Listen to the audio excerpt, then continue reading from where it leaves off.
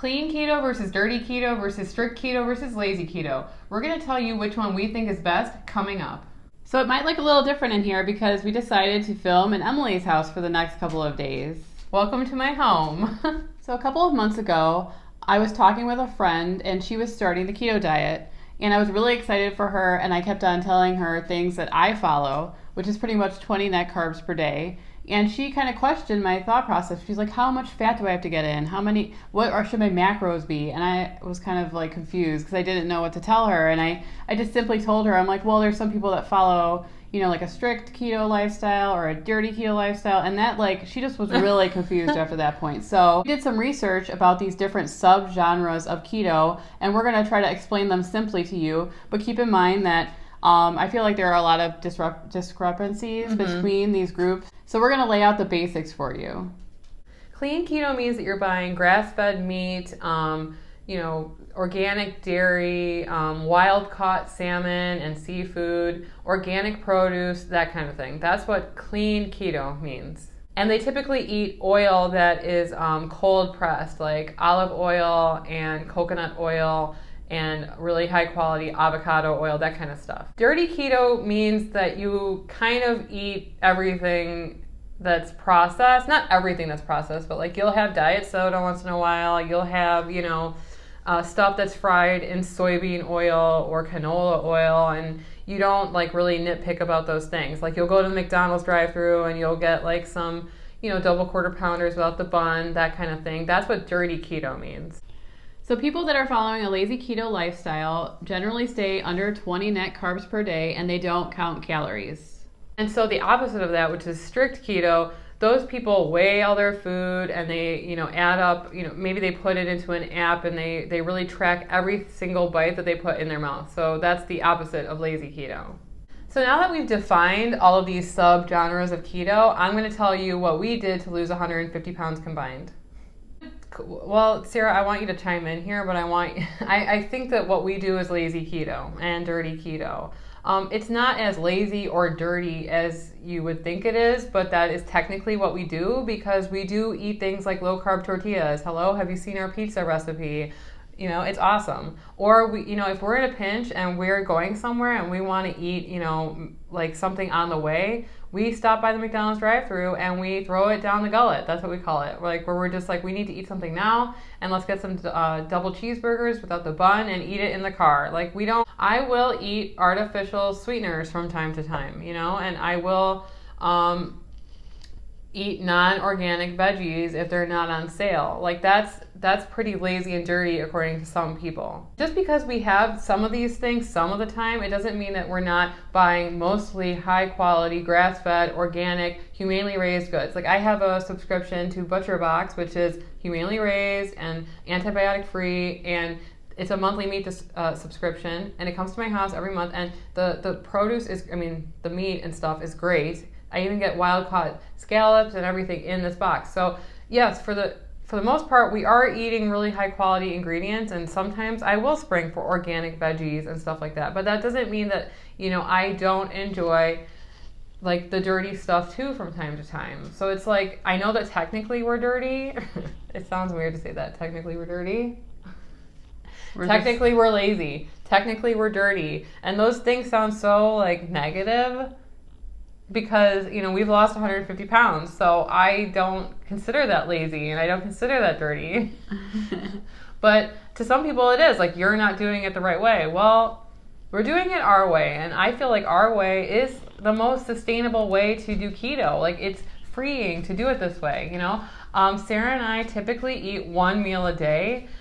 So yes, we are lazy in that we don't count calories, but we are restricting our calories in another way by only eating one meal a day, a huge meal. It's really hard to eat 1,500 calories or more in one meal. So, we'll have a heaping, pile of cream spinach with, butter and cream cheese and cheese on top, and then some scallops, and then a steak next to it. And that will be our meal that we eat for the day. So technically it is lazy, but I don't think that's lazy. I just think that's what I like doing. Because we're restricting calories for most of the day. Well, yeah. It gives you the freedom to eat like a gigantic, luxurious meal when you want to eat it. So, and then if I want to have some Rebel ice cream, I'll have some of that too.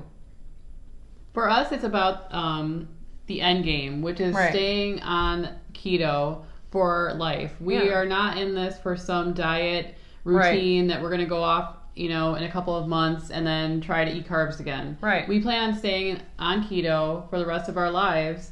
And, having the flexibility to switch between lazy and dirty and even strict sometimes gives you that flexibility to choose what you want to eat. And when you start seeing the scale go up, maybe we'll throw in a couple days of strict keto. Like we're doing an egg fast and a beef fast right now, and that's pretty strict if you call it. So I don't want to categorize myself typically into one of those sub-genres, but I really feel like having no genre that you belong to is an easier and more sustainable way to be keto.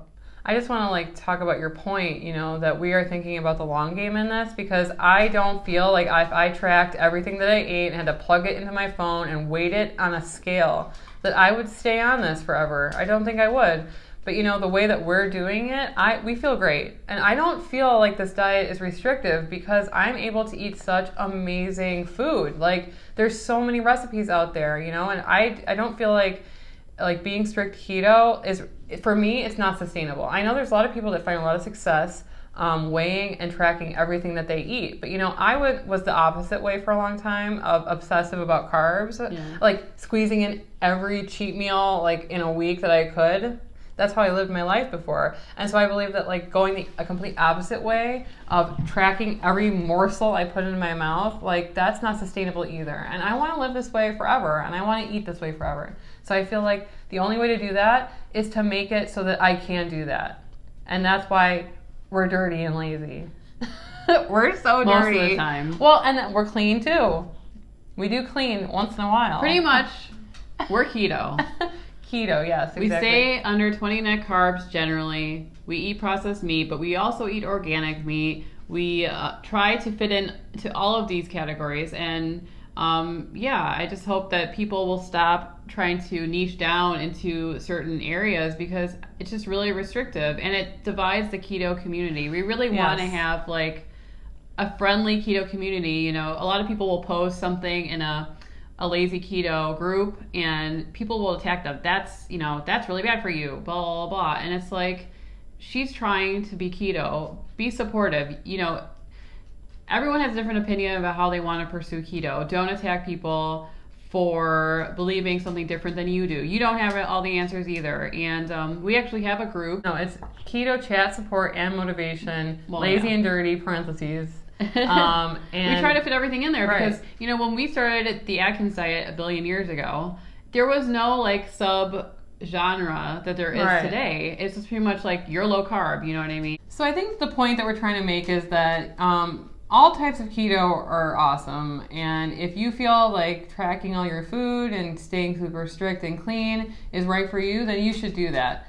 But I think that we have to do what's best for us, and what's best for us is the most sustainable for us and something that we can live with and stick to. And that's the way that you should approach keto too. You can try all these things, try every method, see if it works for you. And so we would love to hear what you follow. Are you strict? Are you dirty? Are you lazy? Are you clean? Are you not clean? I don't know. Whatever you are, leave us a comment. We would love to hear what the people that are watching us follow, because then maybe we can move towards some certain type of content, or just ask you questions about it. And we would love to hear from you.